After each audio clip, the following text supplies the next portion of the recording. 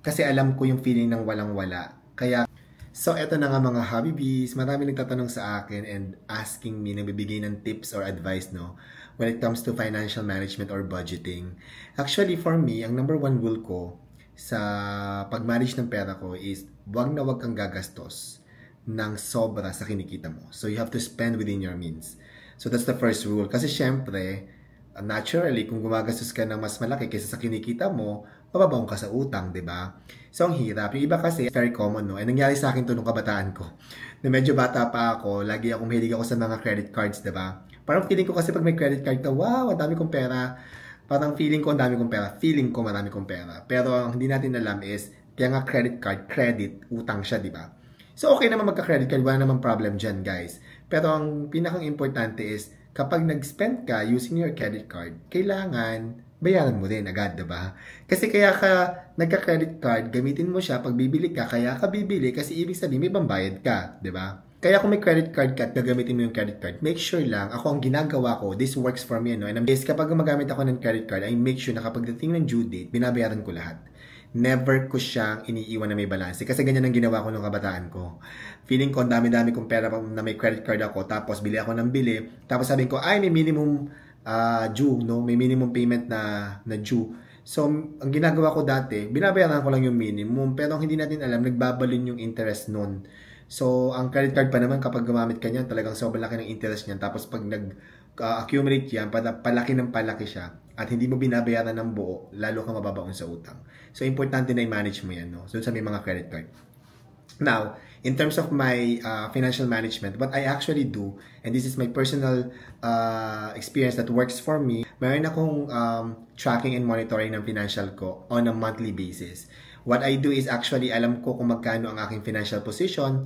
So, ginagawa ko, every month, nilalagay ko na yung expected salary ko, no, expected income ko for the month. Tapos nilalagay ko din, nililistan ko din yung mga expenses ko. Unang-una yung mga basic needs ko, ng mga basic expenses ko. For example, sa bahay, di ba, sa pagkain, sa insurance, and all of that. So, nililista ko yan isa-isa, guys. So, mayroon akong file na nandun lahat ng mga details ng income ko, ng expenses ko. And even doon sa mga credit card expenses ko, sinasabi ko kanina, every time na gumagastos ako ng credit card, nililista ko yan isa-isa. So, tinatrack ko lahat ng mga expenses ko para alam ko kung saan pumupunta yung pera ko, diba? And then, pag tinignan ko siya, malalaman ko kung magkano yung net na matitira sa akin pera. And, dun ko malalaman kung magkano yung pera na pera kong i-save. Ganun, yun ang nag-work sa akin. And, hindi ko lang yung ginagawa on a monthly basis na parang kung ano lang yung nagastos ko, income ko for the month, yun lang itatrack ko. Ang ginagawa ko, gumagawa ako ng spreadsheet ng financial forecast o financial projection. Ibig sabihin, pino-project ko or pino-forecast ko yung mga kita ko, yung income ko, tsaka mga expenses ko in the next 5 years.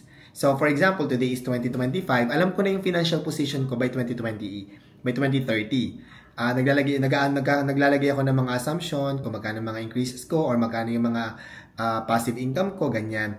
And this works for me because nasa corporate ako, no? And I know parang I have a stable income that I earn every month. Kaya alam mo na, napagawa kami ng bahay ni Happy David, alam ko na dapat by the year 2022 is alam ko na kaya ko na magpagawa ng bahay based on the financial forecast that I have. So, napaka-importante niyan, guys, kasi doon mo nakikita kung ano nang itsura ng financial position mo every year. Tinitingnan ko yung aking cash, yung liquidity ko, kung ako ba ay liquid. Ibig sabihin ng liquid is meron ba akong available cash na pwede kong immediately magamit, ganyan. At nagagamit ko to para, for example, remind myself na parang, teka lang, out of budget yan, so wag ka munang gagastos. Kaya importante sa akin na malaman talaga kung kaya ko pa ba mag-save or hindi, di ba? And for example, if meron kang mang goal in mind o meron kang ina-achieve, gustong ma-achieve, di ba? Then deliberately work on it. Ibig sabihin, kung kinakailangan mong mag-cut ng expenses sa ibang line item na ginagastos mo, then deliberately kailangan mo mag-cut doon. Para may set aside mo, may reallocate mo yung spending mo papunta to something that you can invest on. So, yun yung nakatulong sa akin personally, and because siguro yung mindset ko, mayroon akong goal na ina-achieve in terms of my financial freedom, kaya nag-work para sa akin yon. Pero hindi ibig sabihin na nag-work sa akin, mag-work din sa'yo. So, depende pa rin yun sa discipline mo, depende pa rin yun sa paghawak mo talaga ng pera mo, at sa mga priorities mo sa buhay. And siguro nakatulong din sa akin na lumaki ako sa family with very limited resources. Kaya alam ko yung value ng pera. Kaya pag may nahawakan akong pera, I make sure na mahawakan ko siya ng tama. Kasi alam ko yung feeling ng walang-wala. Kaya kapag meron akong opportunity na kumita at mapalaki yung kita ko, then I do that.